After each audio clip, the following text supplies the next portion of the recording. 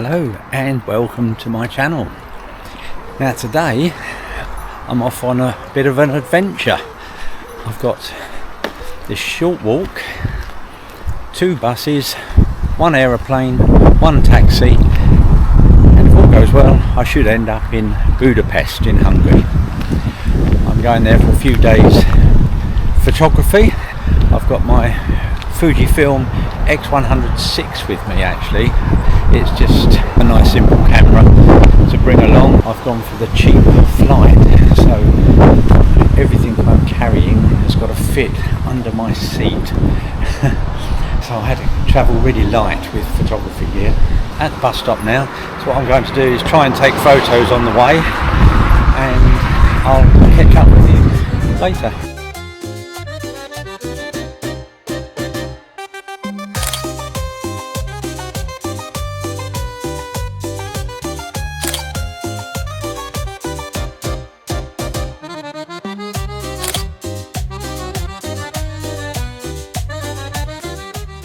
So that's bus number 1. I'm now waiting for bus number 2 to take me to Luton Airport.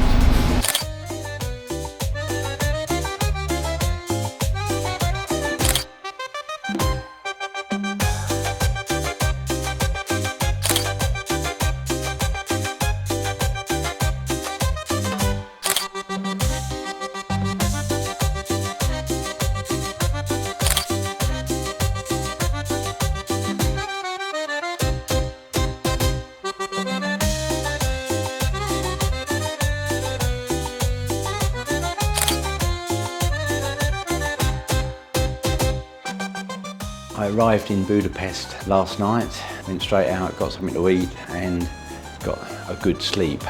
As I said earlier, I've got the Fujifilm x100vi with me. It's a lovely little travel camera. Going to be mainly shooting in black and white today, although I've got it set on RAW so that I can pull the colours out if I need to. What I'm going to do is I'll have the aperture on something like between f5.6 and 8, so that's changed with this little dial here. I've watched other videos, I've mentioned that's quite nice. Just move this dial round so it's nice and quick. You don't have to go to the back of the camera to do that, you can just do it while you're going along. I've got the shutter speed on about 500, so this one you just do with this dial at the top, just move this round. Now the good thing with this is when you've got your shutter speed set like this, you can change between, let's say, 250 to 500. So if I turn this on by moving this dial at the back, and that moves your shutter speed up and down, so you get a little bit more of an adjustment than just the settings on the top. So I normally set that to 500 and then move it down to about 320 and then adjust it with the dial if I need to. I've got the ISO on automatic at the moment, so that's this one here. You pull this dial up and then turn the ISO, so I'm just putting it on A, and then I've got my exposure compensation just set to 0, but I can change that if I need to fairly quickly on this top dial here. The idea of today is that I'm going down to the river and go and catch a boat.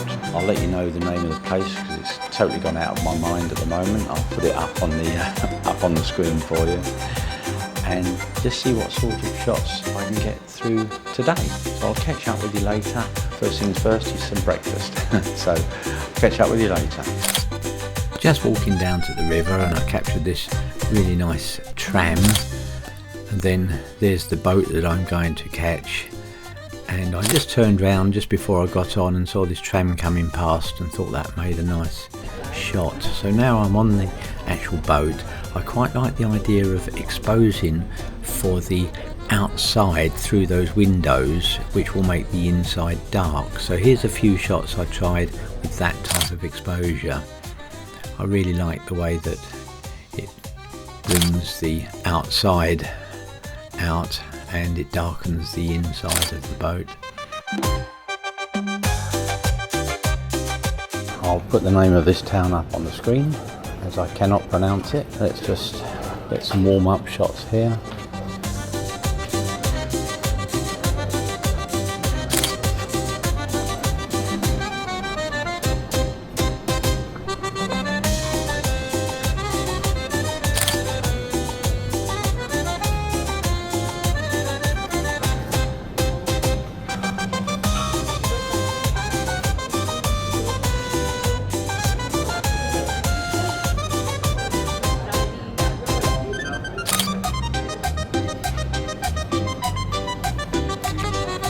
Okay, so I'm on about f8 at the moment, and 3/20th of a second with an auto ISO.